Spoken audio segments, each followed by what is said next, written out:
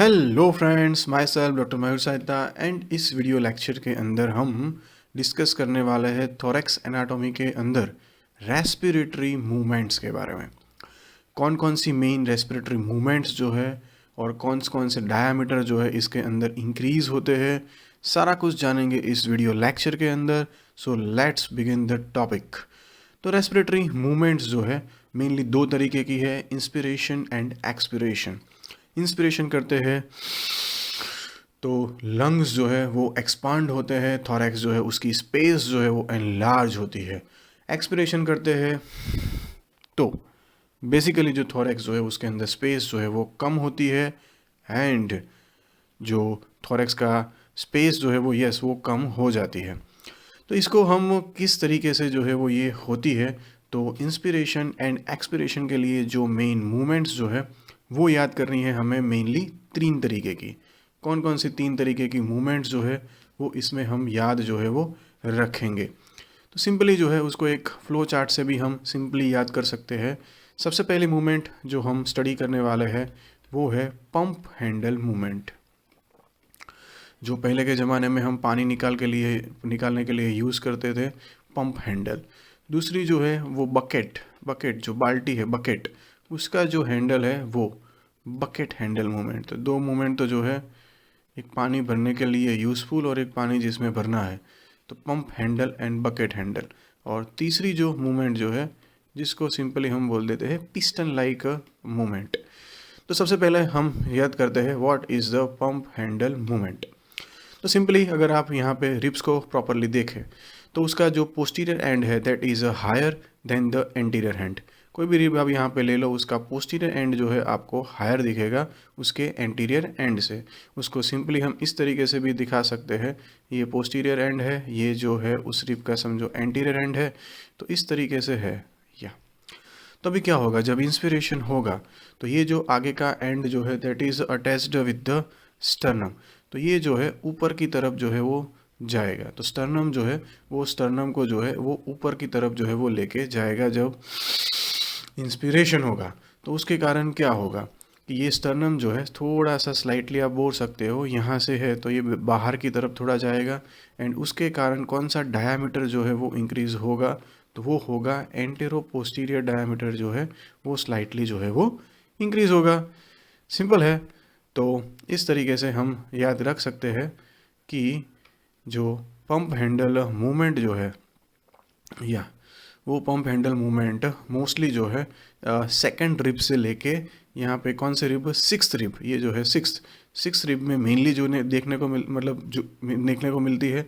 और जो seventh and tenth जो है 7, 8, 9, 10 उसके अंदर जो है वो माइनर में वो देखने को मिलती है। सिंपली उसको इस तरीके से भी समझाया गया है बराबर। तो what is the pump handle movement, तो इस तरीके से आप डायग्राम ड्रॉ कर सकते हैं एग्ज़ाम के अंदर। उसका जो है ये रिलैक्सेशन पोजीशन है और जब इंस्पिरेशन होगा तो ये स्टर्नम स्लाइटली बाहर की तरफ जाएगा क्योंकि anterior and is lower than the posterior and, और जिसके कारण ये जो एपी डायामीटर जो है वो इंक्रीज होगा। और यहाँ पे आपको पंप भी दिखाया गया है, उसका जो ये हैंडल जो है वो तरीके की मूवमेंट। अब बात करते हैं हम दूसरी मूवमेंट, बकेट हैंडल मूवमेंट। तो बकेट हैंडल मूवमेंट जो है वो कैसे देखने को मिलती है। बकेट हैंडल मूवमेंट जो है मेनली जो है वो 7, 8, 9 एंड 10 में जो है वो देखने को मिलती है। ऐसा क्यों भाई, तो यहाँ पे हम जो है एक अगर प्लेन जो है वो ड्रॉ करें, यस, तो अगर आप देखें यहाँ पे, तो अगर उसका जो साइड्स वाला पार्ट है यहाँ पे लोअर रिब्स में खास समझो कि यहाँ पे पोस्टीरियर एंड है और फिर ये रिब्स जो है वो आगे आएगी, आगे आने के बाद जो है साइड्स और उसके बाद ये वापस से अप जाएगी। तो होगा क्या, जो उसके जो साइड्स वाले पार्ट जो है even they are lower than the plane passing from to the anterior end the posterior end. मतलब इसका जो पोस्टीरियर एंड है वहाँ से और एंटीरियर एंड में से मैं एक प्लेन पास आउट करूँ तो बेसिकली जो रिब्स के साइड्स वाले पार्ट हो गए they are even lower than that. तो उसके कारण क्या होगा, तो उसके कारण होगा ये जो एंटीरियर टू पोस्टीरियर ये जो है और यहाँ पे साइड्स उससे भी नीचे है, तो जब इंस्पिरेशन होगा तो ये साइड्स वाले पार्ट जो है वो जाएंगे अप, या ये वाले पार्ट जो है बेसिकली जाएंगे अप। और अप जाने के कारण क्या होगा, तो समझो कि यहाँ से भी अप जाए और यहाँ से भी, सो ये वाले पार्ट जो है यहाँ पे अप जाएंगे तो होगा क्या, जो लोअर रिब जो है वो चली जाएगी अपर रिब वाले लेवल पे, यस, और उसके कारण रिब्स जो है वो ऐसे थोड़ी बाहर की तरफ जो है वो जाएगी, यहाँ भी और साइड्स में भी, और उसके कारण जो डायमीटर इंक्रीज होगा वो होगा ट्रांसवर्स डायमीटर। सो याद रखना कि भाई उसका जो पोस्टीरियर एंड एंटीरियर एंड जो है उससे मैं एक प्लेन पास आउट करूँ तो साइड्स वाले पार्ट है दैट आर इवन लोअर, और जब इंस्पिरेशन होता है दे पार्ट्स गोज अप जाते हैं, और उसके कारण जो है ये ट्रांसवर्स डायामीटर जो है वो इंक्रीज होता है। तो ये कैसे हुआ कि बकेट का जो आगे का है यहाँ पे पीछे का है, और वो जो हैंडल जो है वो हम नीचे पड़ा हो और उसको यहाँ पे ऊपर ले लें उस तरीके से, इसीलिए इसको बोलते हैं बकेट हैंडल मूवमेंट। उसको ये डायग्राम ड्रॉ करके आप सिंपली बता सकते हो कि ये जो है रेस्टिंग पोजीशन है, और जब इंस्पिरेशन होता है तो बेसिकली जो है वो साइडली बाहर की तरफ जाते हैं, जिसके कारण जो है वो ट्रांसवर्स डायमीटर जो है वो इंक्रीज होता है। बकेट में ये समझो पोस्टीरियर एंड है हमारा, ये एंटीरियर हैंड है, और साइड्स वाला जो है वो वो जो है स्लाइटली अप जाएगा, ठीक है। और ये जो मूवमेंट है मेनली जो देखने को मिलती है 7 to 10 रिब्स में, क्योंकि उनके अंदर साइड्स वाले पार्ट जो है वो ज़्यादा लोअर होते हैं as compare to plane passing from the anterior end posterior. तीसरी मूवमेंट की अगर हम बात करें जिसको बोलते हैं पिस्टन लाइक मूवमेंट, वो एकदम सिंपल है। पिस्टन जैसे हमारे गाड़ी 2 व्हीलर 4 व्हीलर जो है उसमें जिस तरीके से पिस्टन की मूवमेंट होते हैं, तो डायाफ्राम जो यहाँ पे डोम शेप्ड है वो यहाँ पे जो है वो नीचे जाएगा या फिर अप आएगा। तो इसको सिंपली हम बोल देंगे इंस्पिरेशन के दरमियान जो है वो नीचे की तरफ जाएगा, एंड नीचे की तरफ जाने के कारण जो वर्टिकल डायमीटर जो है थोरैक्स का वो जो है वो इंक्रीज हो जाएगा। तो सिंपल है कि भाई कौन कौन से डायमीटर जो है वो किस तरीके से इंक्रीज हो गए। तो पंप हैंडल जो है जो कि बेसिकली यहाँ पे वर्टेब्रा, यहाँ पे स्टर्नम स्लाइड अप, जिसके कारण जो एपी डायमीटर जो है वो इंक्रीज होगा।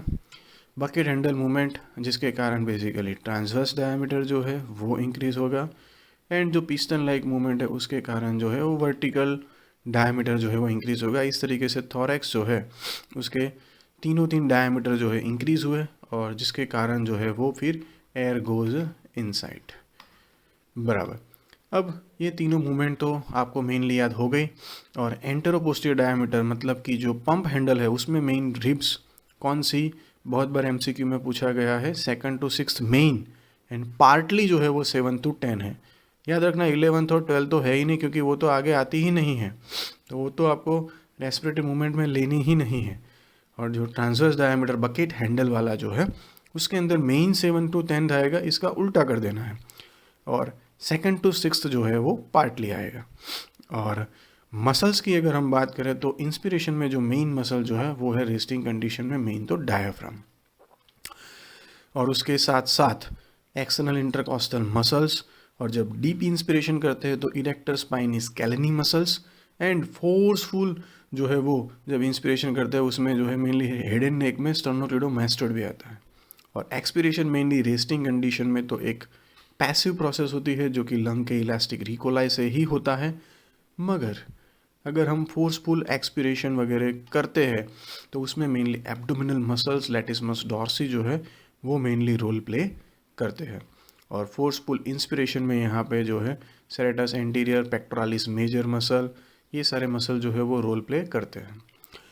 अब जब रेस्पिरेटरी मूवमेंट में कहीं पे भी प्रॉब्लम हो रहा है तो pain during the respiration is known as the dyspnoea. तो डिस्निया जो है मोस्टली जो है जब पेशेंट को होता है तो वो स्टैंडिंग या स्लीपिंग पोजीशन से सबसे बेस्ट रहता है उसके लिए सीटिंग पोजीशन, क्योंकि सिटिंग पोजीशन के अंदर जो है वो डायाफ्राम जो है एक प्रॉपर लेवल पे होता है, जिसके कारण ज़्यादा जो है वो स्पेस मिलती है इंस्पिरेशन करने के लिए। अगर रेस्पिरेशन की मूवमेंट की अगर मैं बात करूँ तो इंस्पिरेशन में होने में लगते हैं 1 सेकंड, और एक्सपिरेशन में लगते हैं 3 मेन सेकंड, तो 4 सेकंड।